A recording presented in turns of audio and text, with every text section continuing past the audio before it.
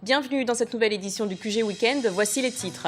Marche pacifique en Centrafrique. Ce samedi, des milliers de personnes ont défilé dans les rues de Bangui, la capitale. Les religieux et les autorités du pays ont pris part au rassemblement. Ils sont chefs d'entreprise, managers, journalistes. Ils ont été distingués pour leur mérite dans leur domaine d'activité lors des West Africa Development Awards 2014. Et justement, nous reviendrons sur cette cérémonie avec l'invité de ce journal, Dr Félix Sali, président directeur général d'Universal Services Company. Rassemblement pour la paix ce samedi à Bangui, prévu depuis une semaine. Il célébrait les accords conclus entre les Anti-Balaka et la Seleka fin juillet à Brazzaville. Néanmoins, les populations sont toujours dans l'attente du successeur d'André Nzapayeke au poste de Premier ministre, Erika Ouraga. Des dizaines de milliers de personnes dans les rues de Bangui ce samedi. Ces manifestants sont venus marcher pour la paix en Centrafrique. Cette marche pacifique organisée par le gouvernement de transition a été initiée pour célébrer les accords de paix signés fin juillet à Brazzaville entre les autorités centrafricaines, les Anti-Balaka et les membres de la Seleka. C'est aux Centrafricains de trouver la solution et la réponse à la crise centrafricaine, de montrer un peu leur maturité face à la communauté internationale qui essaye de nous soutenir depuis le déclenchement de cette crise-là. Maintenant, qu'il y ait une marche pour la paix à Bangui, est-ce qu'elle est opportune? Est-ce que pendant qu'on est dans une crise institutionnelle, le Premier ministre n'a pas été nommé, un nouveau gouvernement n'a pas été mis en place, est-ce que cette marche-là participe vraiment à apaiser le climat? L'ancien Premier ministre centrafricain André Nzapayeke a démissionné mardi 5 août 2014. Une démission qui intervient à la suite de la signature des accords de la fin des hostilités en Centrafrique. En demandant la démission de l'ancien Premier ministre et de son gouvernement, il aurait fallu, et peut-être judiciaire le plus rapidement, nommer ce nouveau Premier ministre pour justement entamer les négociations, les différentes feuilles de route arrêtées à Brazzaville qui permettraient un peu au pays de sortir un peu de cette longue crise. Selon la présidente de la transition de la Centrafrique, Catherine Samba-Panza, un nouveau gouvernement de transition devrait être connu dans les prochains jours.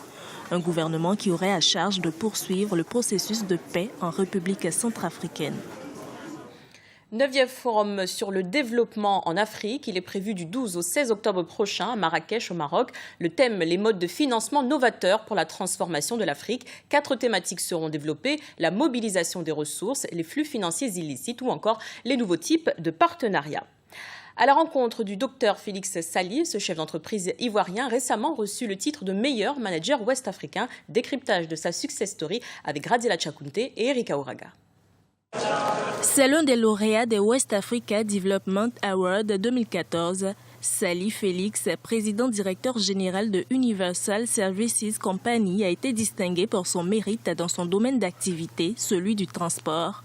Depuis de nombreuses années, son entreprise met au service des commerciaux de Côte d'Ivoire et de la sous-région UEMOA des services spécialisés, une expertise qui lui a valu d'être désigné meilleur manager d'entreprise ouest-africain. Donc, le fait de lui donner un prix fera en sorte que son exemple peut faire tâche d'huile et donc peut faire école dans les autres États. Voilà, c'est ce que nous recherchons, les valeurs, le mérite et le professionnalisme. Universal Services Company dispose également d'une agence au port de San Pedro, deuxième port de Côte d'Ivoire.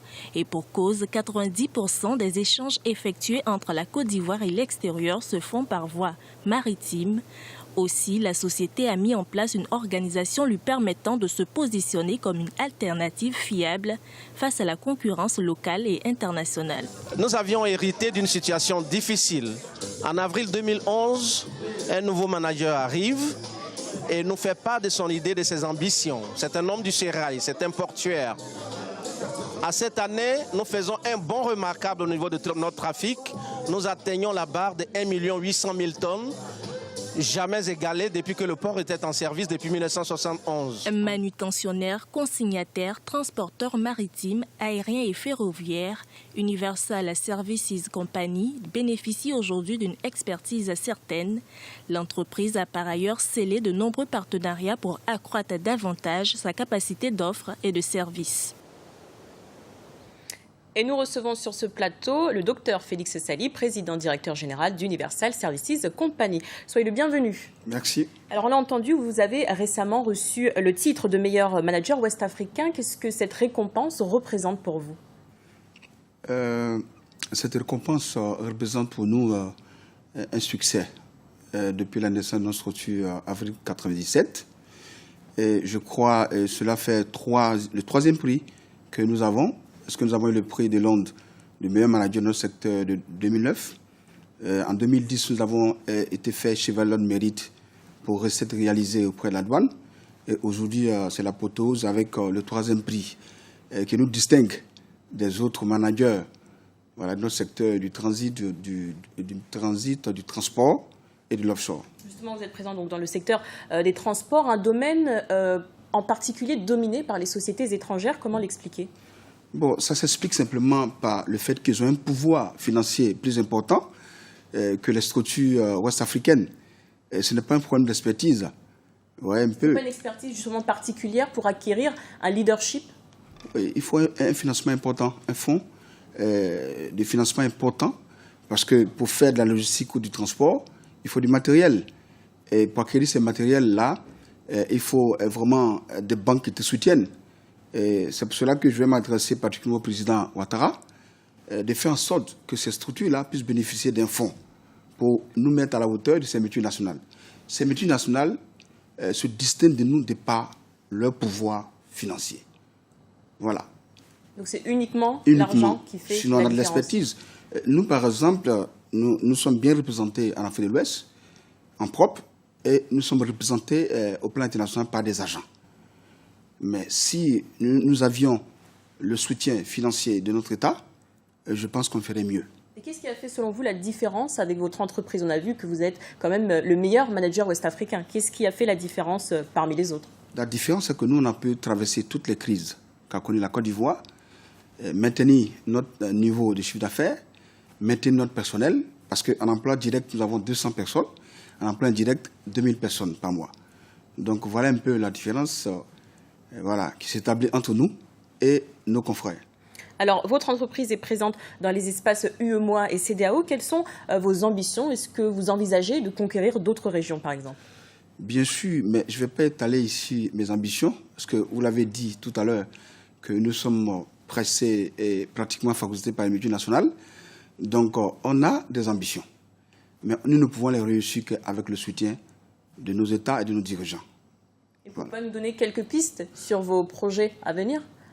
Nos projets à venir, c'est de consolider nos représentations au niveau africain, de mieux gérer le continent et chercher maintenant à s'implanter en dehors de l'Afrique. Pour les projets, je suis désolé, parce que je pense que c'est confidentiel. Donc, on vous comprend, vous voulez garder le secret, pas de problème. Oui. Merci, docteur Félix Sali. Je rappelle que vous êtes président directeur général d'Universal Services Company. Merci. Au Rwanda, les playoffs 2014 de basket ont débuté ce vendredi. Les 4 meilleures équipes de la saison dans les catégories hommes et femmes s'affrontent dans un championnat. Parmi les rencontres qui étaient très attendues, Cercle sportif de Kigali face à l'APR. Un reportage d'Oliva Jacotan, notre correspondant sur place. Cercle sportif de Kigali a fait un pas considérable vers la finale des playoffs 2014 du basketball masculin du Rwanda. L'équipe vice-championne a dominé la formation de l'APR 95 contre 85 le vendredi 8 août 2014 à Kigali. Et pourtant, c'est le club de l'APR qui a dominé le premier quart-temps, 27-25. Mais Cercle sportif de Kigali a renversé la tendance en remportant les 3 derniers quart-temps.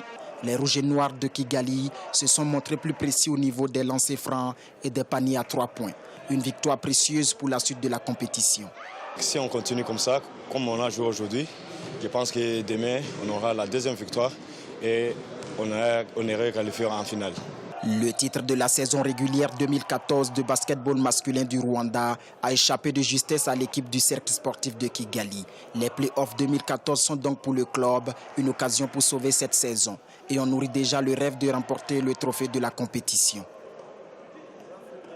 Vu qu'on n'a pas pu remporter le championnat, on a été le deuxième et ça nous a surpris. Je crois qu'on est venu pour gagner. C'est pourquoi on a livré un bon match. Et j'espère on va aller jusqu'au bout. Espoir Basketball Club, championne de la saison 2014, part favorite dans la rencontre qui va l'opposer le dimanche 10 août 2014 à l'équipe de UGB, 4e du championnat. L'apothéose des playoffs 2014 est prévue au cours de la semaine prochaine. Nous vous remercions pour votre fidélité. Dans un instant, une nouvelle édition de l'information sur Africa 24.